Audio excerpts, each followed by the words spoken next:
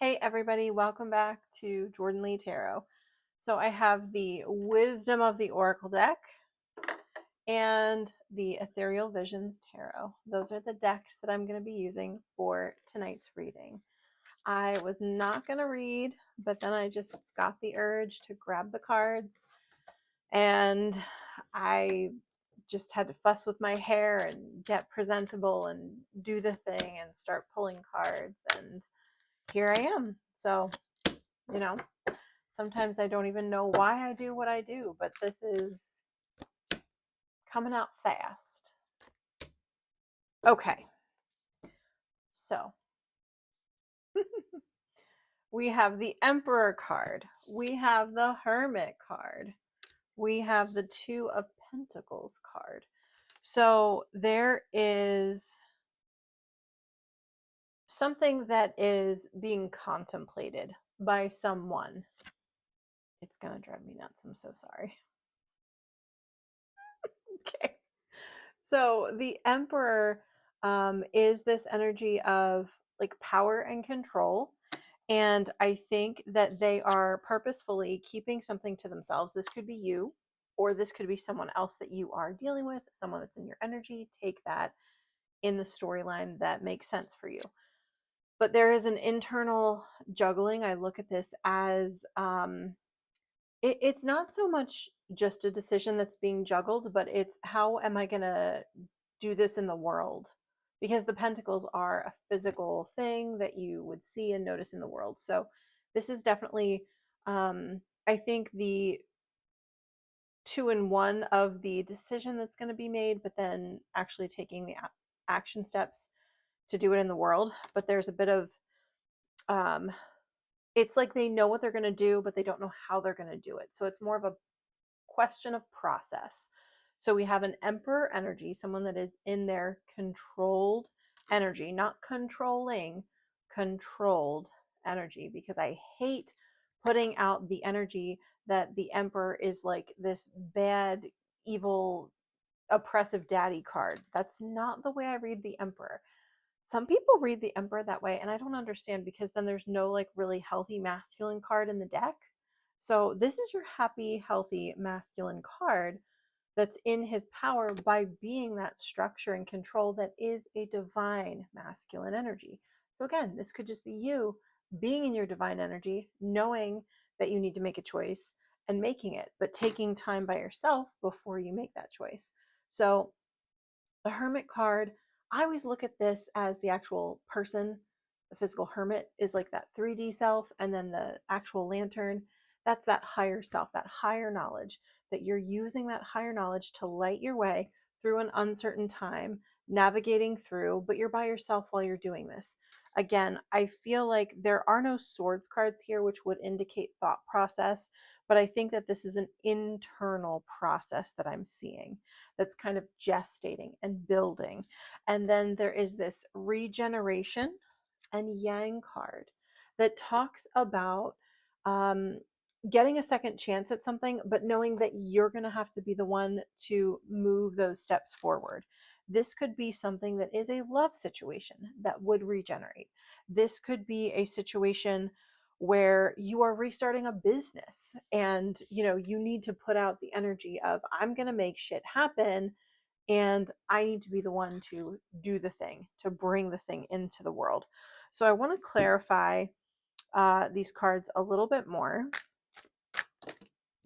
Okay.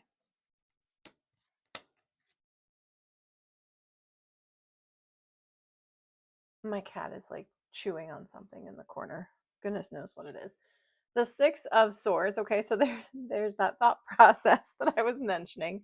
The King of Cups and the Four of Cups. So I think the Four of Cups here, not as much apathy in this application, but more like contemplation.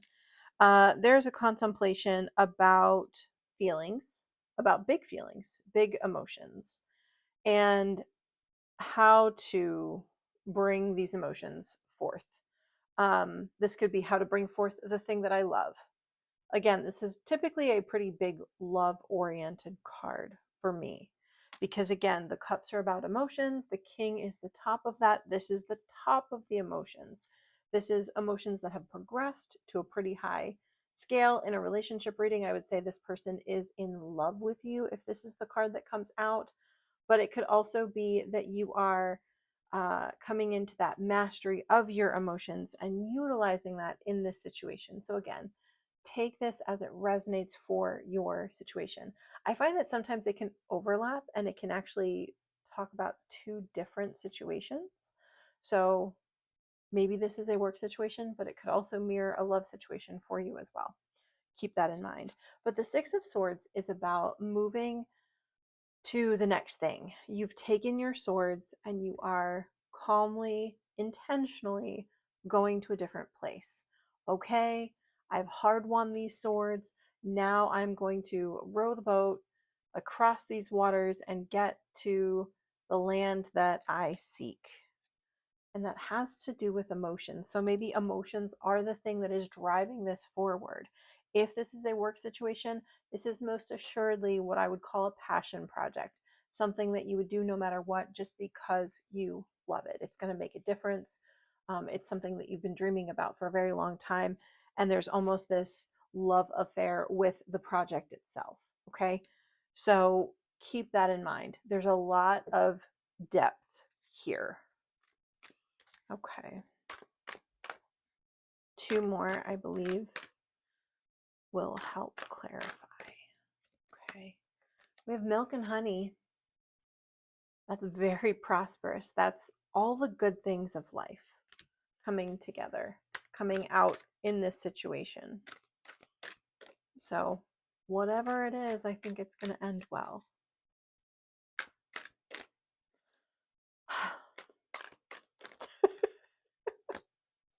Sometimes I get huffy. I have a very interesting relationship with my guides. I do yell at them sometimes. And I'm not sure why, but I think that it's all good in the hood. I have a very casual but positive relationship with my guides. So I can yell like, "Do it better, bitch." And they're like, "Yeah, yeah, yeah." That's what I have going on with my guides. So when I get huffy or I'm impatient, they're very aware that this is the way I operate.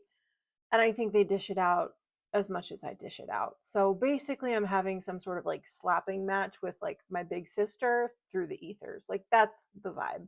Anyway, the higher power card here mixed with milk and honey is a beautiful combination. I think it speaks of, a time that we'll just call it that spirit is smiling upon you. That's the easiest way to say it.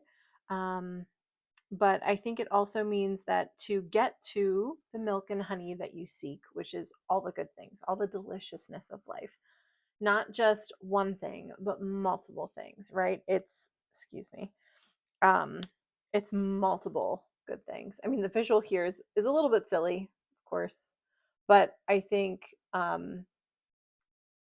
there's fulfillment on multiple layers and levels. And I don't think that you're going to get to that point if you're not working with spirit, because the truth is, we think we know things as humans, but if we only stay in the 3D, we are not paying attention to the bigger picture, which is the energy of a situation. I have struggled with this myself because the things that I'm seeing in the world and the way people mask is not the match to the energy that I feel. And so growing up, I was told things about a situation, but I felt that there was a different vibe to the situation, and I couldn't uh, cognitively process that well because I was young and I didn't understand. Now I have a deep understanding that, I was just seeing the differences between what is masked in the world and what's really going on underneath energetically. And sometimes when you live from that energetic place all the time, it can actually break your heart seeing how many times people don't live from their soul. They just cut it off completely, act like it doesn't exist, or just figure that like life is different, this isn't magical, I have to do the practical thing all the time. And sometimes doing the practical thing is the right thing to do, I'm not discounting that, but I've always been that person that has really contemplated riding that line between the divine and the practical in life.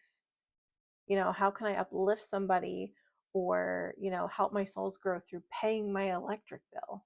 I don't know, but maybe the interaction you have with someone over the phone or in person is somehow profound.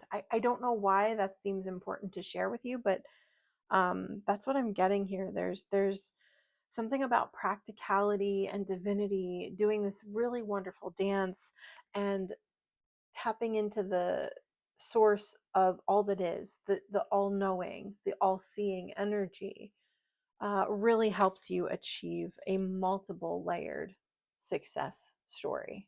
This isn't just love. This is love, passion projects, abundance, and notoriety from your colleagues. You know what I mean? This is all of those things. I believe that to get to that point, it takes time. I don't believe that people who really are going to get that rich sense of contentment and fulfillment are going to get it in their 20s or 30s. I would hope maybe into your 40s you can start to get there, because then you can really start to enjoy and just continue to expand, but from an already full place. I think that puts many people in a very powerful place to make very large differences in the world in their 40s, 50s, 60s, 70s, 80s, and 90s, because we are living longer, right? But I think it's beautiful when people are like already involved in passion projects in their 60s, 70s, 80s. They're going to continue and probably live longer anyway. And the world just needs more wise people that are lit up and still working on their passion projects into their 90s. Like, we need to normalize that. And I think we're getting there with like the generations that are now coming up into older age. Like, old age means different things now. And I think that's important as well. So I'm going to come back down into this message, but I did want to just go off on a tangent. So, conscious contact with a higher power, the presence of the divine, seeing source energy in all things, and committing to a partnership with spirit. So, seeing source energy in all things. That's what I was talking about when I was like, how do I uplift the planet through paying my cell phone bill? People think, well, that's ridiculous. You can't do that. Actually, I've had experiences of profound joy and connection through the most mundane of errands and tasks. And it's happened time and time again. So I think it's very important um, to just bring that to the collective energy and understand that like life is this holy, sacred, moving thing at all times. And you know, these beautiful, profound moments sneak up on us. So I want to tap into this regeneration card: rebirth, second chances, new opportunities. So this could be new opportunities, new passion projects, or it could mean a second chance or a revival of something that you've already been working on. I'm going to go to the prosperity message. What happens when it appears you failed at something? Do you see the beauty in the lesson? The understanding that arises from difficulties is like a seed that lies dormant for a time. Then, once it germinates in your subconscious, it pushes out into your awareness. It becomes apparent that there is a new you, a new start, a more powerful version and form of what you began to plant in the garden of your imagination has surfaced. You're ripe for success. New opportunities, much better than those that came before, appear like gifts from the gods. Now is one of those times when out of seeming loss and failure comes remarkable abundance. Do not dwell on the past, because you really are experiencing a rebirth. So I think this is inspiration to start again or revive something, but it's moving from a place of spirit. I think that it's going to come out of something practical in your life, but you're going to be guided to the right steps at the right time. I don't know if you guys have ever experienced this, where you're just like, you end up doing something and you don't really fully know why you do it. And it's almost like you send an email that you weren't planning to send, and you sit down and you draft it in 2 minutes and you click send, and you're like, wait, why did I just do that? You know, um, I've had that happen numerous times, but I think that's really when you're tapped into source energy, you kind of let that higher part of you take over, and your brain does not have time to process what's happening all the time. It's like, what just happened? Especially when all blessings come in, this multiple layers of contentment comes in. I feel like it's just going to be like boom, boom, boom, boom, boom. And you're going to be like, what is happening right now? Right? You're going to get that opportunity to revive something, or to come into all this awareness all of a sudden, and you get the ideas and the downloads that you've been needing, right? You're writing a book, you can't move it forward. All of a sudden, the inspiration strikes, the muse just, gives you a great big hug and stays, and you're writing for days and weeks and you're finishing your novel. These are the types of moments and profound divine inspiration that I feel are coming at this time. So I don't know, this message just wanted to come out hot and heavy, quick, and like a flash in the pan. So 15-15 as I finish up this reading. But I just wanted to say I love all of you so very much. Thank you for supporting me in this channel. If you love what I am doing, I highly encourage you to check out all of my other creative endeavors. All of that will be listed in the description box. I also have digital products that you can purchase for a nominal fee that allow you to get something and offer me a thank you for the free readings that I'm offering. I, of course, offer private readings, and I also do book out for parties, events. I have been booked for a wedding before. It was a smaller wedding, and I would really love to do more of that work because it's a profound and fun thing to do. And the energy at a celebration like a wedding is so palpable that I feel like it supercharges the readings. Sorry, my computer's turning on and off. But thank you so much for being here. I hope this message had value for you, and I hope you have a beautiful day.